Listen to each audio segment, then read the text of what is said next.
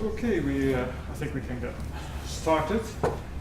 It's a great pleasure to me to introduce to you Dr. Sara Levi from the University of Modena, where she has been lecturing as what I think would be the equivalent of an associate professor here in the Department of Chemical and Geological Sciences. But let me assure you, she is an archaeologist, and but it does indicate the two tracks of her research. Let me first say that she's speaking to us here because she's not coming from Modena in North Italy, but from New York and New Jersey. She has been teaching this semester at the College of New Jersey.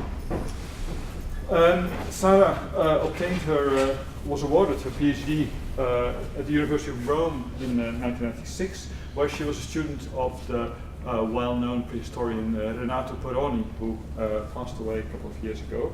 She specialized in prehistory, South Italian prehistory, working on several of the excavations directed by Peroni, and under his guidance specialized in study of pottery.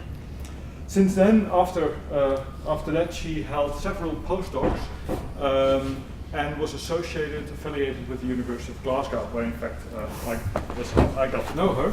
At Glasgow, she worked not with me though, but with my former colleague, Dr. Richard Jones, and together they worked on a big corpus of Mycenaean pottery throughout the south of Italy and the islands, Sicily and Sardinia. And Sara will say more about that. Let me add just that she has continued to work on that. She and other colleagues from the National Research Center, the CNR, and a very big volume on that ceramic work is coming out. But in general, Sara is not just a ceramic specialist, despite her affiliation with the Department of Chemical and Geological Sciences, but she's more generally interested in Bronze Age, South Italy, settlement organization, production and domestic organization.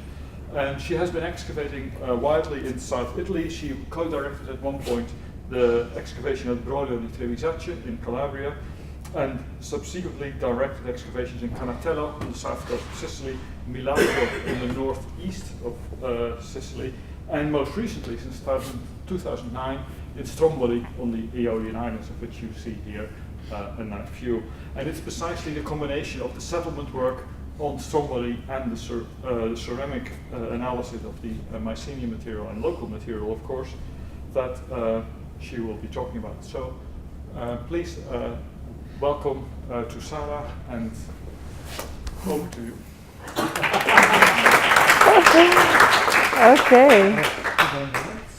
So thank you for being here this evening to hear about Italy and Central Mediterranean, and special thanks to Peter to invite me to be here with you.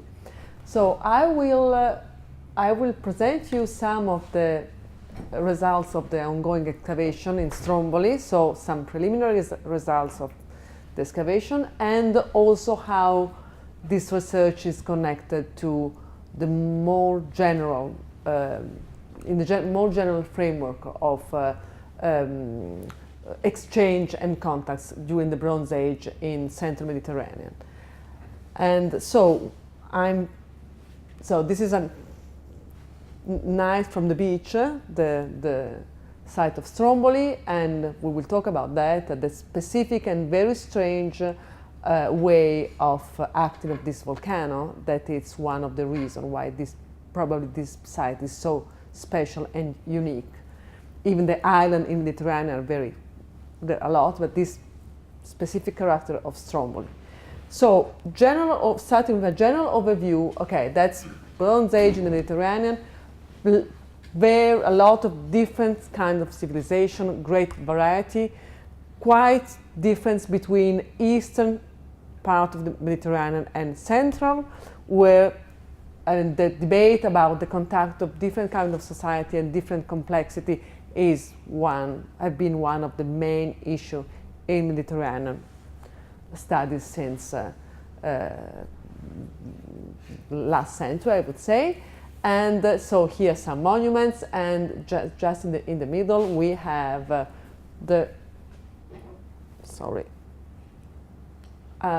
this is the map of the village of Lipari Acropolis. So just to put in a general framework, but I'm not going to go deeper in that, of course. And that's, I mean, very well-known examples. We know very well, we have a lot of data about how was the network, the sea network in Eastern Mediterranean. So this is the Uluburun finds, and so very well studied. And so what we are now trying to do with other kind of evidence, we don't have such an evidence in southern Italy, is to try to figure out what's going on. But again, already in this map, we see that we have a strong connection with Sardinia, and of course Central Mediterranean here with all the main island. It's definitely a great route, and of course Italy and southern Italy is just in between this.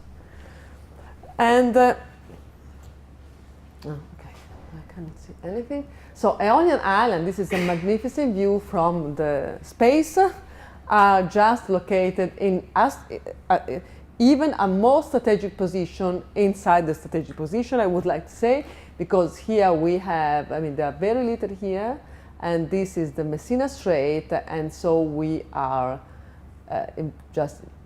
so that was the route between Sicily and southern Italy.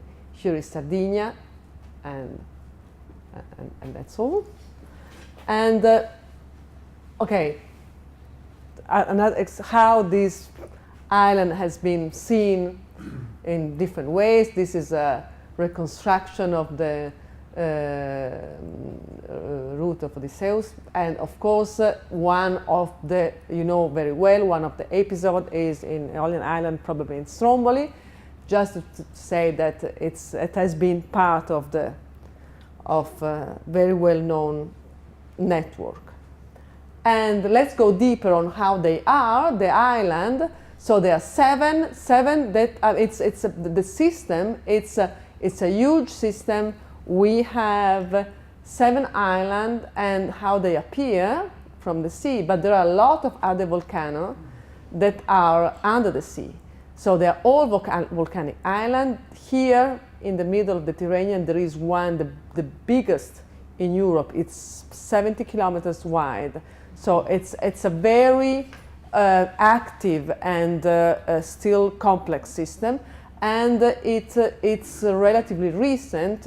So the entire chain was the entire system is 400,000 years from now started, but with new volcano activity emerging. I mean, starting more recently. So it's an active. It's of course, as we know, it's a very here we have one of the main geological divisions. So, and that's also problems in terms of earthquake and other problems. And here is so we have the location, and we have the geology. The geology of the island, it's volcanic, and so we great number of specific raw materials that are not so common in other places. And this is another view from Lipari, the main one, the central place. Lipari is the only one who has obsidian and pumices. It's the only one because it's the most acid volcano. So only when you have acid volcano, we have this kind of material, even if they are very similar in terms of composition. And here are the western side of the island with this kind of outcrops. And from this nice picture, you can also see how the islands are very closely visually connected. So it's a system very close. Nevertheless, Lipari, because of this specific presence of obsidian, was very important from the Neolithic. Probably I'm telling you things that you know very well, but so the reason why Lipari is the centralized place is exactly because they had this raw material that was not so common in Italy, and the best quality, and the one that travel, that is, the diffusion is bigger, as it's shown is in this map. And so in Lipari we have again the map that we already seen before. So it's a village, it's stone huts, and a different phase from Neolithic, 5th millennium, to the late Bronze Age, final Bronze Age we call in Italy, and it was occupied continuously. So a long-lasting occupation of the Acropolis that was again very strategical and very well naturally fortified part of the island. And another kind of raw material quite common in the island, but it's the sulfur in Volcano. It's another, the most southern island. So again, those islands were important probably because of the raw material that were possible to find there. Then we go to Stromboli. That is the main subject we are talking about, and Stromboli is special because of his activity. The activities that's very special. It's not every day, but this is every day, and that's not every day. This is every day, and this is every day. And so you have this kind of specific volcanic activity that is called Strombolian in all over the world. That means a continued activity every 15-20 minutes, like that. And this is the modern village, and the excavation area is just here, because as you see, it's only the volcano, so the people had to find a place where to live. It's not so close to the active area, and so what is this is a map of the different phases of formation of the island. It's relatively recent. Stromboli is only 20,000 years.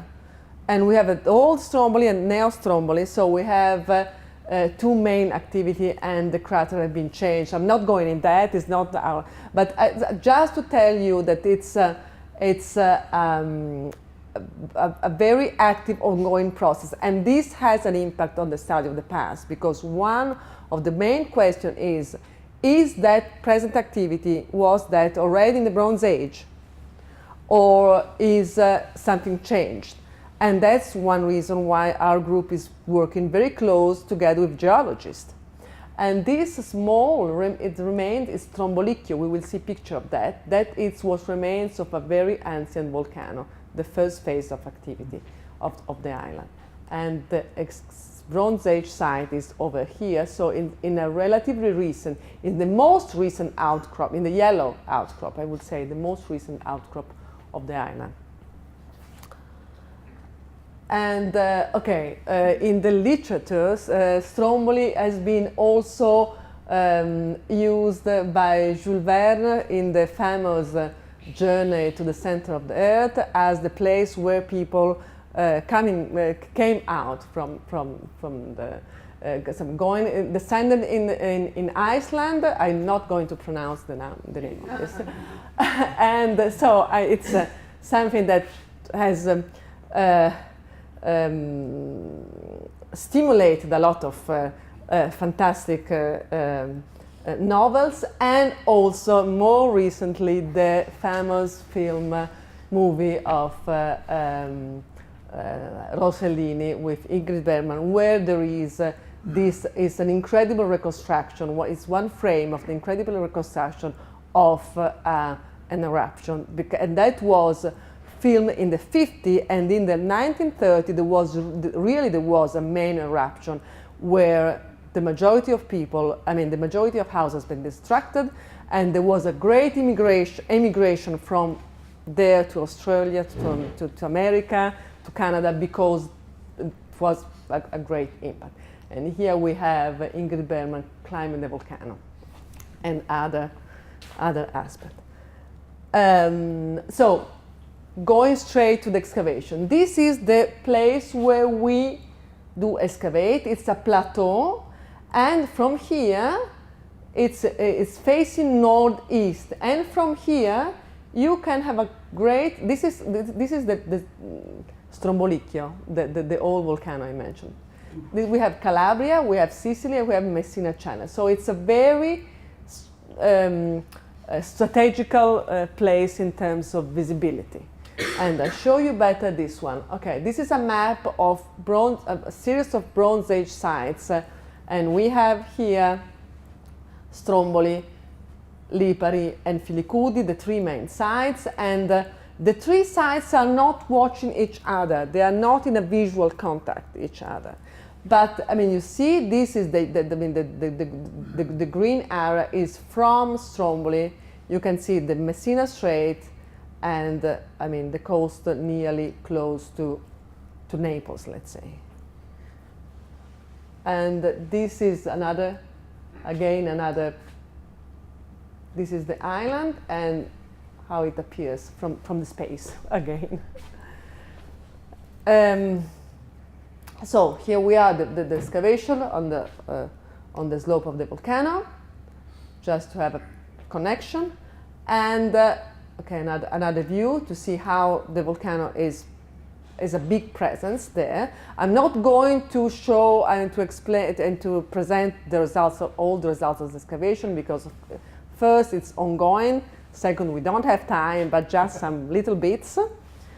And so this is more or less the excavated area, and probably this is now excavated. So, and so you see from a house here some construction in stones. We have the typical Sicilian and southern Italian way of building, that is stone building. That's not the case of the rest of Italy in the Bronze Age. It's very typical of Sicily and just up to mid of Calabria. So that's a very typical way of building. And this is a preliminary map, and we have some remains of huts, and here and probably here, and these huge walls, they were terraced because the sand, I mean, the soil, it's only sand, so it is very fragile. Structures are very badly preserved, and probably even in the past this is not perfectly flat, but even in the past they needed to do these huge walls in order to prevent erosion. And that is something different from the other villages of the same time. They don't have this problem. So to dig this site is very soft.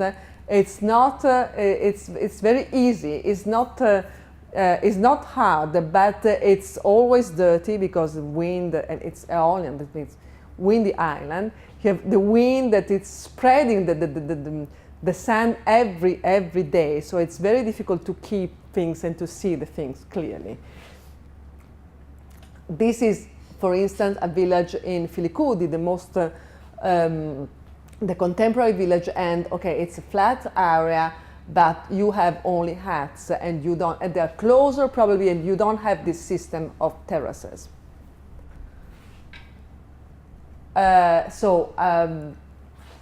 View of one remains of a hut. This has been destroyed by a channel here, and this is this yellowish and grayish soils typical of the volcanic outcrop and ash.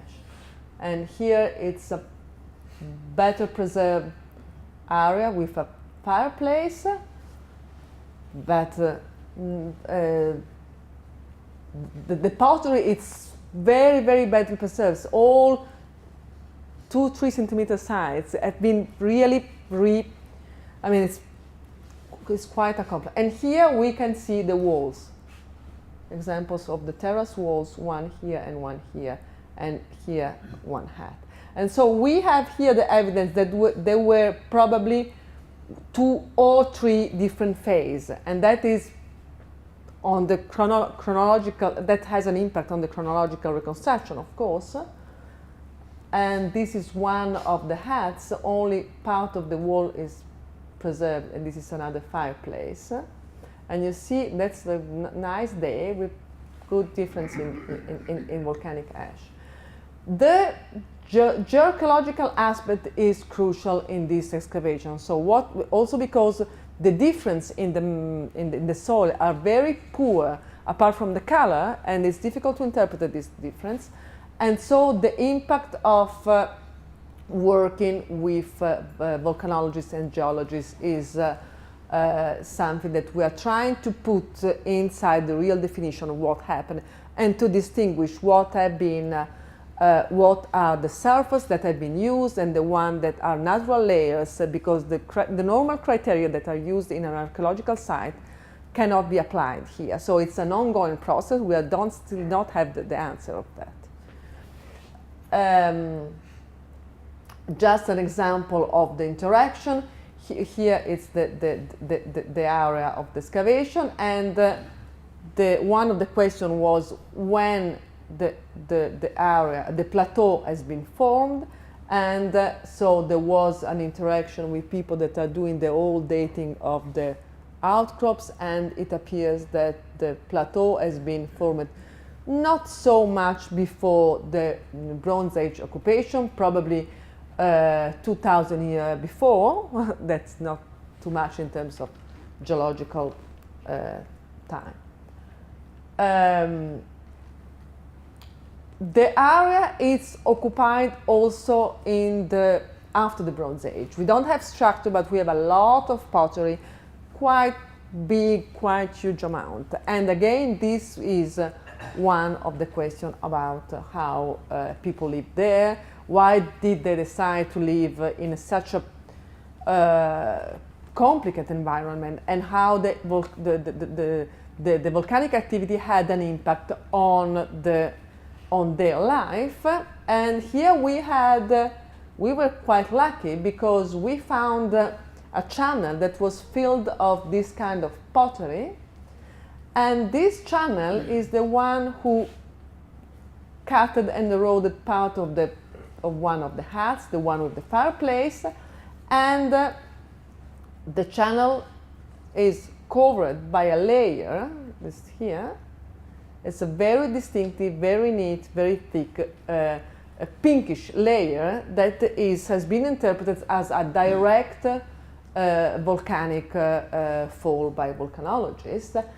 And this is a draw, and this is the first historical recorded eruption, and is seen as the very first beginning of the Strombolian activity, probably before we had a much more quiet volcano with few episodes.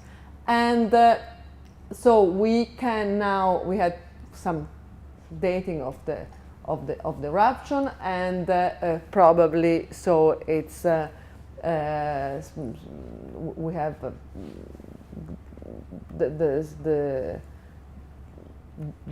proof that at least from that point this kind of activity was quite persistent. Okay, but let's go to the Bronze Age. So the Bronze Age pottery, here we have some examples, and very badly preserved. So the great majority is these sides. We have very little pots of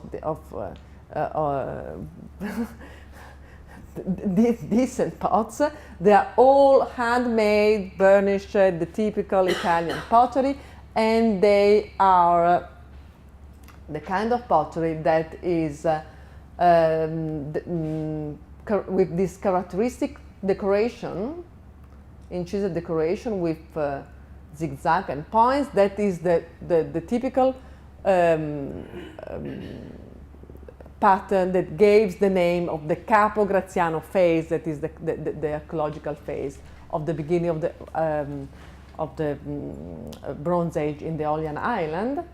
And it's very light, but these are examples of better preserved pots from other islands also, lipari and whatever. And this is also the symbol that we choose for the excavation. I mean, an eruption made in a Coppa Graziano style, let's say. So, what about chronology? What we have to date, these are very new, have been done in the last campaign. We have, so Capo Graziano, it's here, traditionally seen as the beginning of Bronze Age and the first phase of Middle Bronze Age.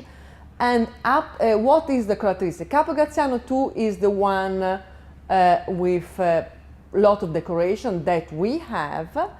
And also in other Aeolian island we have Mycenaean impulse, late Helladic 1, 2. So the idea is that if you have Mycenaean pottery and if you have decorated pottery, you are in Capo Graziano 2 phase.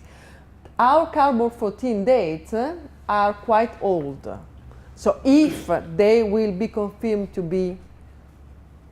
belong to all occupation phase, that I think so, but a final check is needed, that means that we had a long lasting of the village and that his occupation is much more older than the first appearance of the first Mycenaean contact in Italy. This has an impact of the interpretation of the choice of being in this site or not, because of course the idea is that kind of people going there for because already there was evidence of contact with Eastern Mediterranean, or is that an independent occupation? We still don't have answer with that. My impression is that it's an independent community that has been developed before. I cannot go deeper in the chronological topic. Could stay 1 hour on that, but it will be even boring. So I'm having an intervallo now, 3 minutes of movie of what we are of the excavation. It's a movie made by the students. I mean, and that show another idea of the natural environment and the work in the. It's a 3 minutes. Don't worry. It's quite. It's.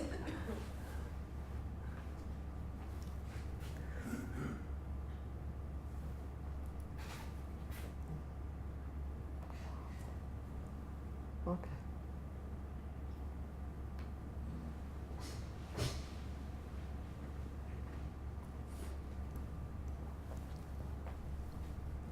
No music, so I will talk. Yeah, they wanted to do also.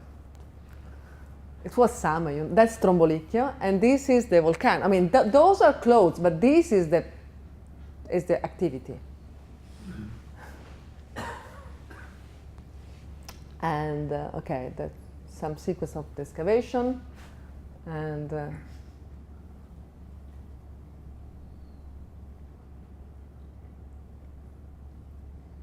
so you see that soil very, very soft. It's like to dig in the beach. That is very nice at the beginning. You say, oh, it's not hard. I will not be tired at the end of the day, but. And sewing is great because you just put things there.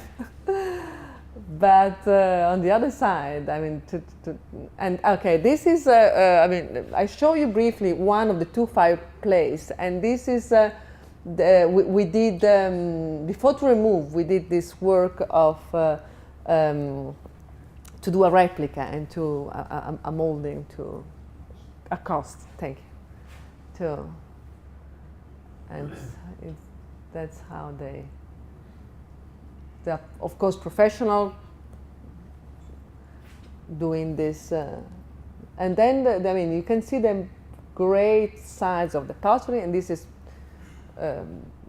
flotation, and the student puzzled about this. I mean, reconstructing history from that is not so. And Okay. And again, flotation and conservation. Sometimes we have something bigger. And here is the Mycenaean pottery. Few fragments, I will talk later about that, and looking for the comparison. A few cups, something. And this is a sequence of our friend Paola, the professional drawer, and this is something that it's in few seconds what she's doing in more than 1 hour. And that's quite, I mean, and this is one of the best preserved pots, the pedestal pot, that it's made that it's a Sicilian shape, and it's made in Sicily. It's not local. That's imported according to the analysis. I mean, it's quite. It's really, when I saw that the first time, okay, I say I have to show that because it's.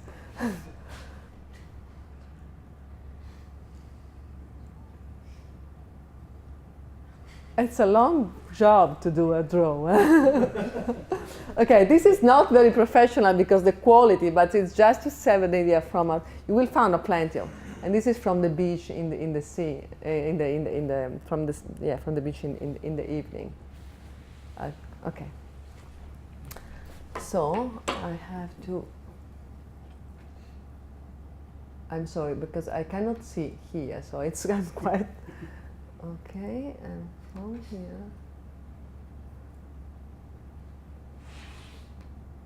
Okay.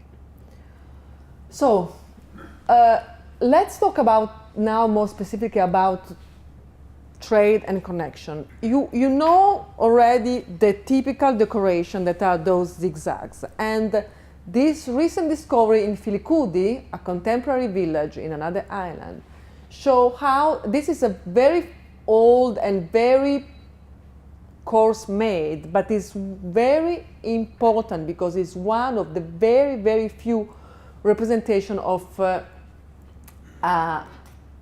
story, probably.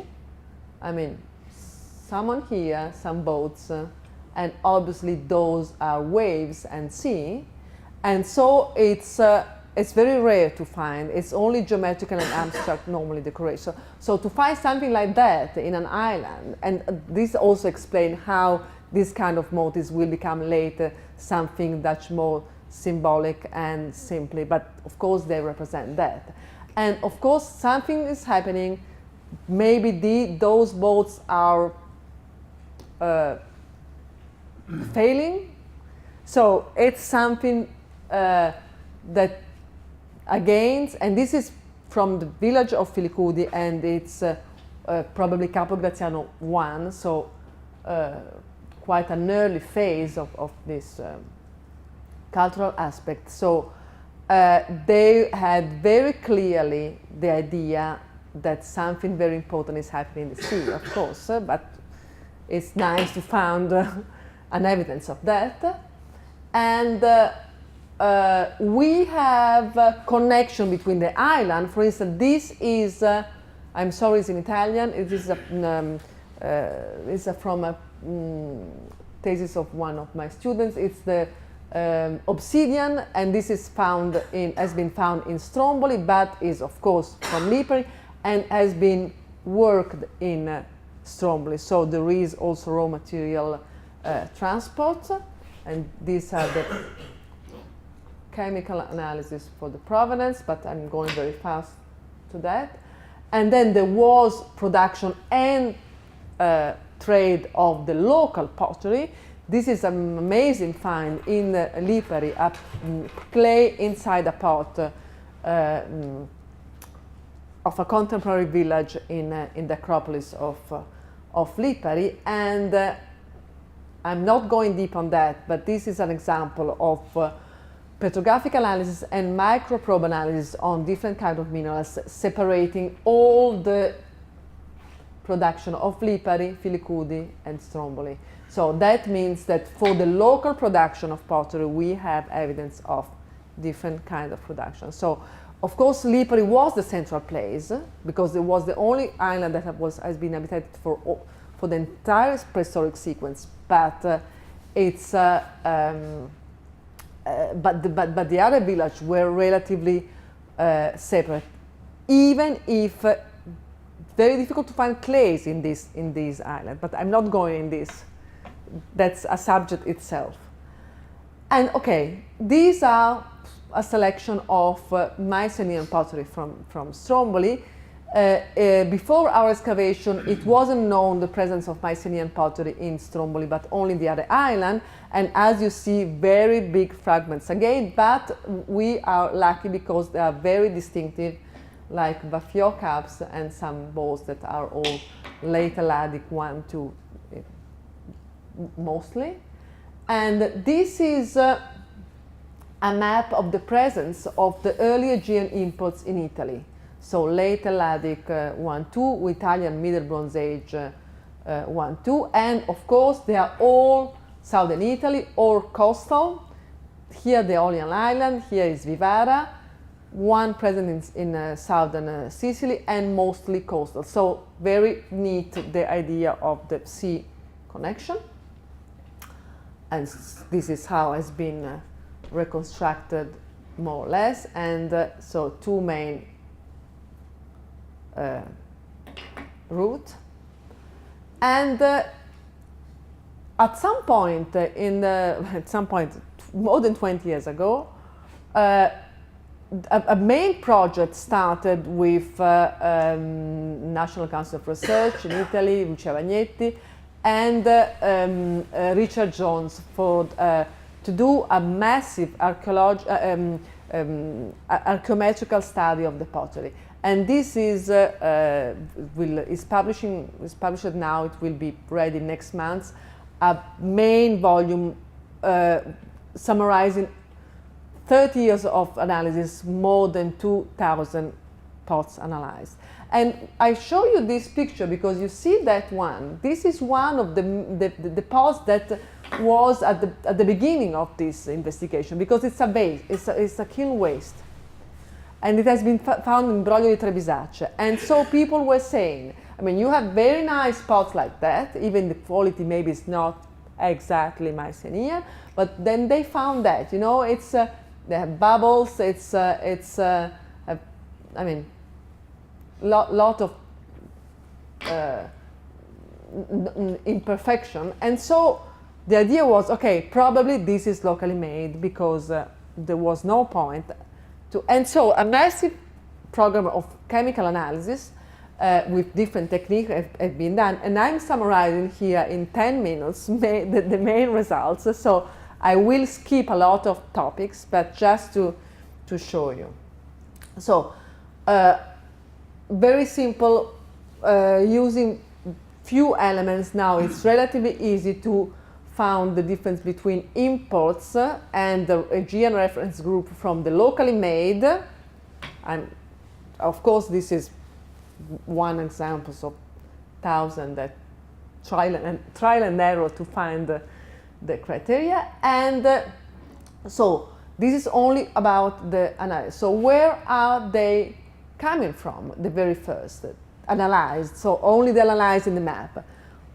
Peloponnese, the red ones, maybe Attica, I'm not so sure about these shirts, and a big question mark, a very early local production in southern Calabria.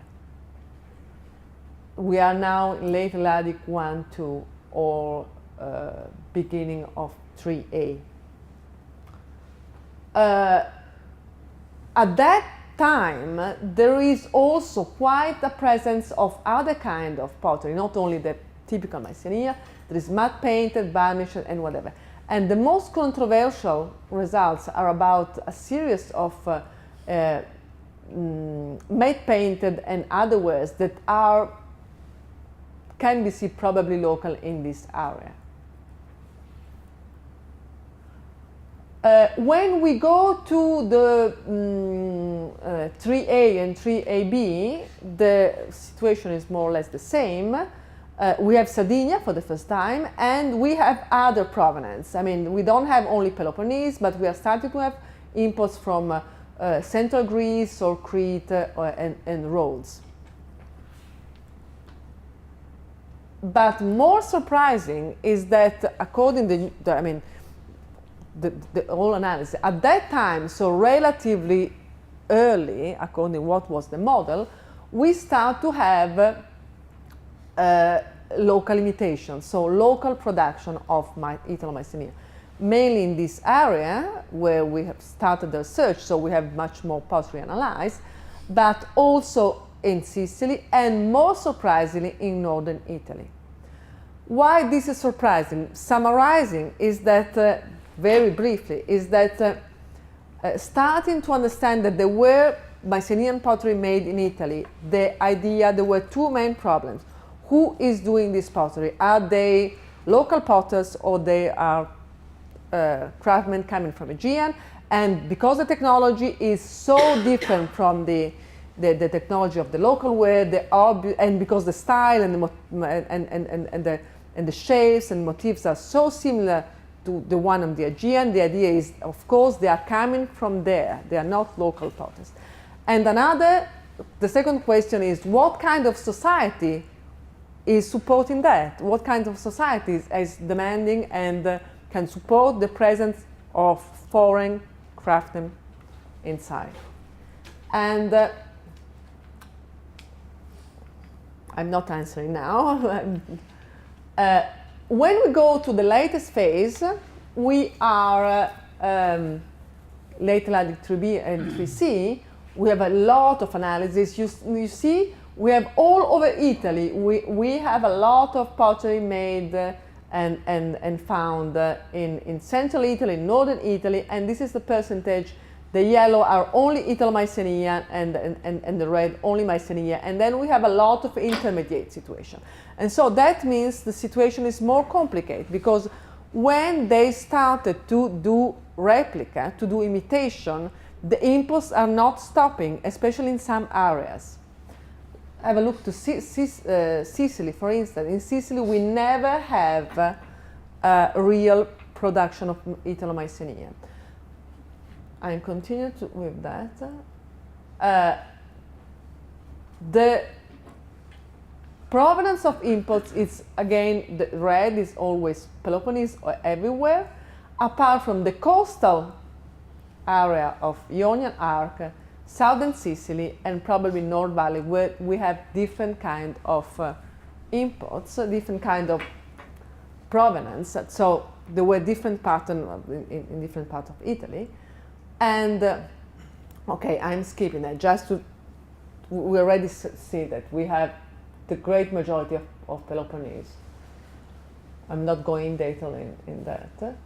And if we see the trend, the chronological trend, of course we have the impression on having, at the very beginning, the majority, nearly 100% of inputs, and then a kind of progressive increase of Italo-Mycenaean. But it's not, if you go and see the single site or the single area, it's not the case, because you have still some place where the blue one, the inputs are the majority, even in the latest phase, late Bronze Age, like Scoglio del Tonno, or Sicily, and quite mixed in Sardinia. So we have regional and site difference that is not so easy to interpret it in terms of a general model. And this is how many Italo-Mycenaean pottery are produced. So this area is the area where the great majority have been found. You see Sicily probably one, even a question mark. Not bad southern Sardinia. But now, having more and more and more pots from Po Valley and also central Adriatic, it seems that the Italo-Mycenaean are much more diffused. And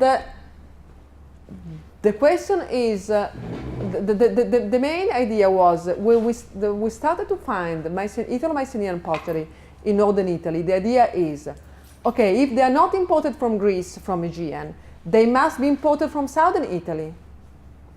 But the chemical analysis of the Italo-Mycenaean only showed that that's not true. Every single region, every single site had its own production. This is a very old technique, so here we have Antigori, very well differentiated from the other Italian sites. Here we have Scoglio del Tonno, Broglio and Termitito, but when we go to much more sophisticated chemical data like the ICP, even inside the region, that's only Apulia, the Rocca Vecchia, Coppa Nevigata, Torre Santa Sabina are clearly separate. So that means that there were different production in every single place. And that has other implication of how diffuse was that.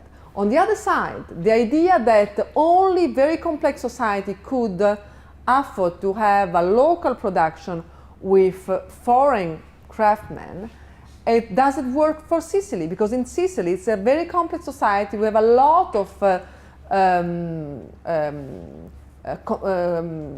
connection and models from Aegean and funerary architecture and whatever, and we don't have, maybe one, I'm not sure, we don't have the presence of Mycenaean craftsmen there. So it doesn't mean that if the society was less complex, at least the model is not working like that.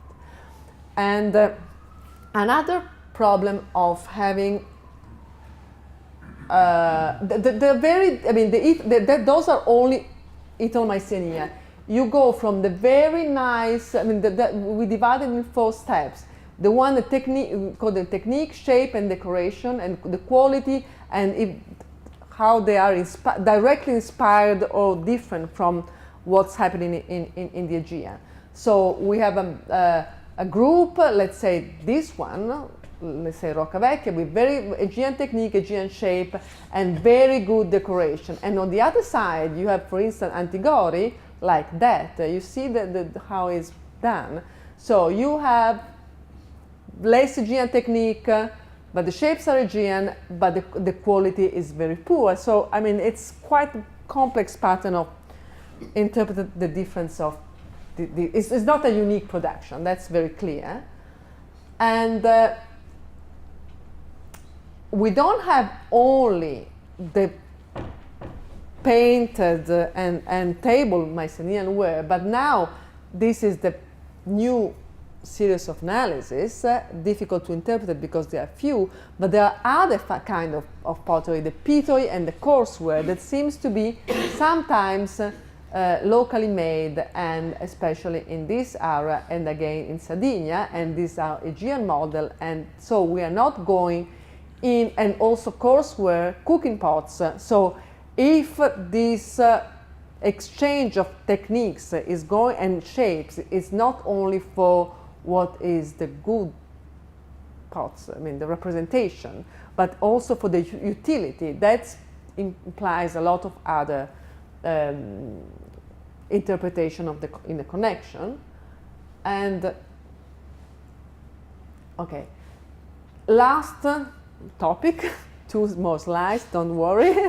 So another big question is, in this area we have the great majority of the first Italo-Mycenaean pots that we did found, and so they are very fine ware, wheel made, painted decoration, and kneaded kilns. This is not the same with the local pottery. So in this area we say, okay, because we have a lot of this kind of production, is the reason why this kind of technique remains up to the Iron Age, because here we have other kind of class of wares that are the South Italian proto-geometric, the South Italian geometric, that there are only one wheel made. So that means, the idea was, that means that this specialized technology sometimes was adopted for some production by local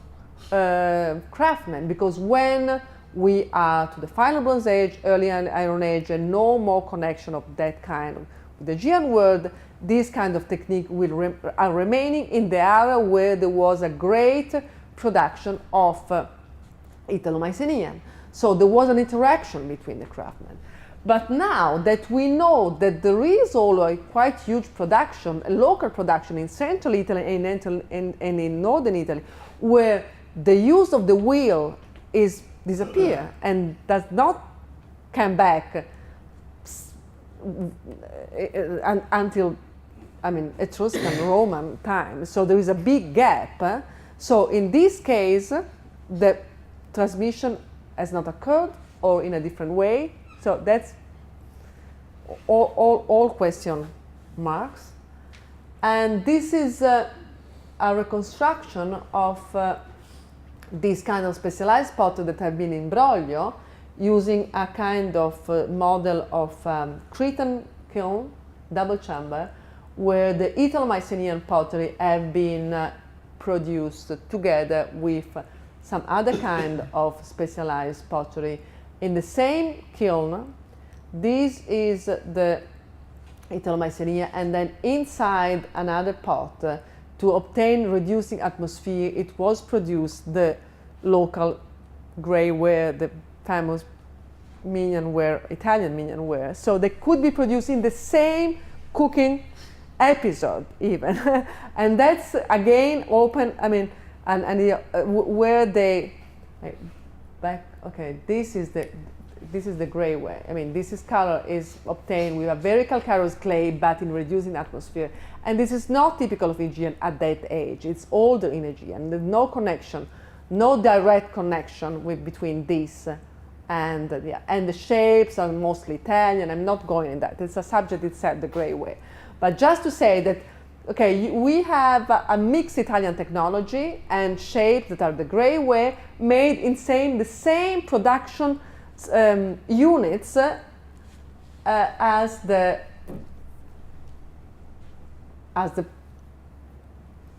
okay, this is the grey ware.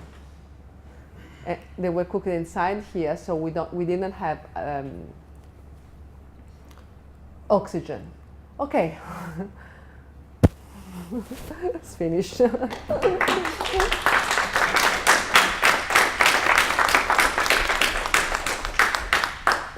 you very much. Are you okay to take questions? Of course, maybe I was rushing too much. Any comments or questions for Sara about Stromboli or the Mycenaean pottery? Well, I wanted to ask about the lighthouse.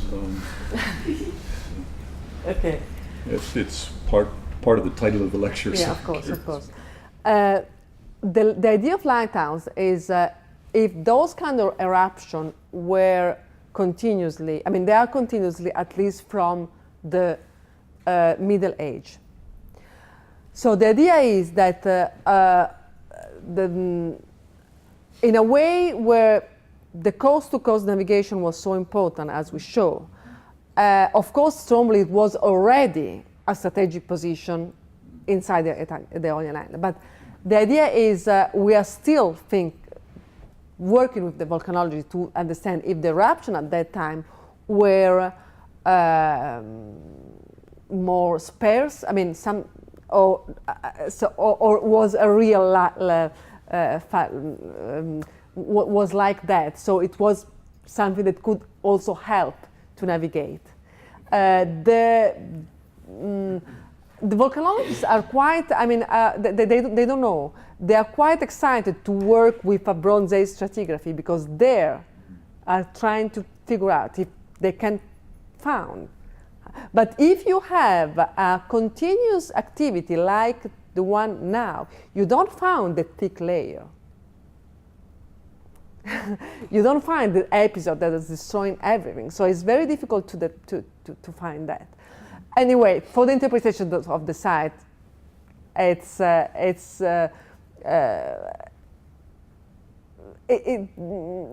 already in a strategical position. Of course, if it was an activity like that, it is also scaring. Why people want to go there, want to stay there, or if they want to stay there, is because the positive aspects were more than the negative, and scared about the. Except they can escape to the other islands. Not so easy. Not so easy. Not so easy. We had a major problem in 10 years ago, No, 10 years ago. It was in, I think it was, 10 years ago, 12 years ago, after one earthquake, we had a collapse of part of the volcano, no eruption, but that caused a great tsunami, and that was in winter. So no problem, but other problem. Well, the ground must shake quite a bit. Yeah, but that's continuously, that's not scary. So the idea is, it's not so bad. I mean, it's very unstable situation. So, but they were there for a long time. So why? So that's one point. Well, you shouldn't think. Most of us are familiar with the Mediterranean being a calm sea, and so you can easily escape to the other islands. But sort of when you go there outside the summer season, the seas can be very rough. Oh, sure, and absolutely. So it's not so easy. Oh, yeah, that's a factor. Yeah.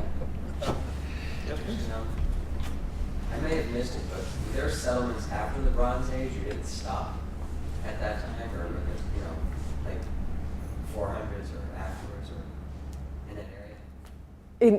In the excavation area? It's Stromboli. No, I mean in the excavation, exactly in the excavation area there are no structure, but in the not far from there are some evidence of building of there is a Roman cemetery probably. No one excavated that, and there are probably some buildings Middle Age. So in the excavation area we have these channels full of Roman and Middle Age stuff.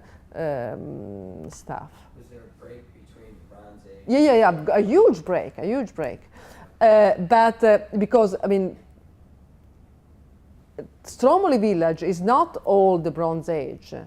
We stop at the end of Capo Graziano phase, and other islands are still habitated in Middle Bronze Age 3, that is Milazzese and whatever. So but we don't have any evidence of a volcanic eruption to stop so some reason, something changed.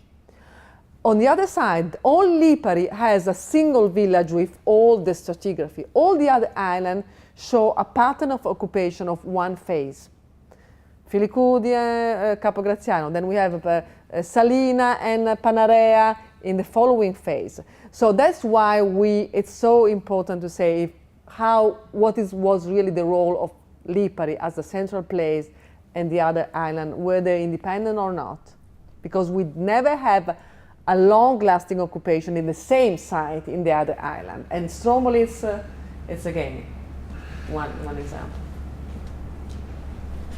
John? That was very interesting. Thank you. Congratulations on the research. So, I too have worked with Richard Jones, but long ago, on the Mycenaean inscribed stirrup jars and their provenance. Yeah. And so, for work of this sort, a crucial element of it is characterizing source areas back in Greece. Yeah.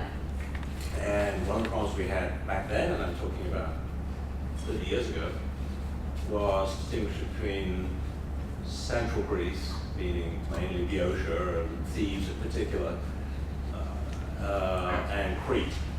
And it's kind of interesting that here we are 30 years later, and still you're showing central Greece / Crete as a source area, which is kind of unspecific.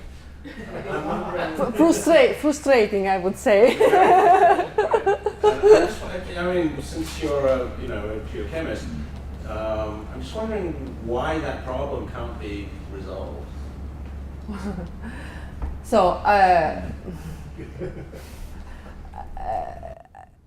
I'm sure that Richard could answer much better. There is still a great overlapping in the sensitive chemical elements, and that are, chromium, cobaltum, nickel, very few. Now we can work with very few elements, and those are really overlapping. So we cannot get out from that. What can be solved in a better way is, now that we have this database of results. And now, so coming back to the archaeological aspect, so are those spots that we are classifying as Peloponnese or Central Greece, Central Greek, how are they? I mean, the shape of the motifs, how that it makes sense to be there or there. But the feedback, it's still to be done in a more systematic point of way.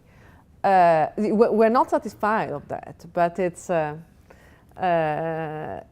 some extent. I mean, our work was more concentrated on the definition of the Italo-Mycenaean, because for Italo-Mycenaean we had other problems. We have places without clay, Aeolian Island.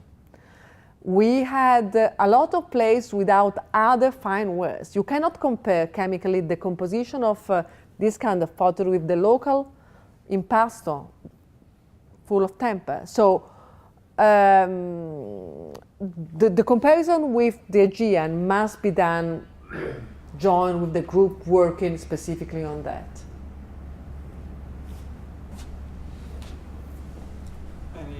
Other questions? Otherwise, I think I suggest that we continue some discussions over a glass of wine or something else, and but that we thank Sara again for her presentation and answering questions. Thank you very much.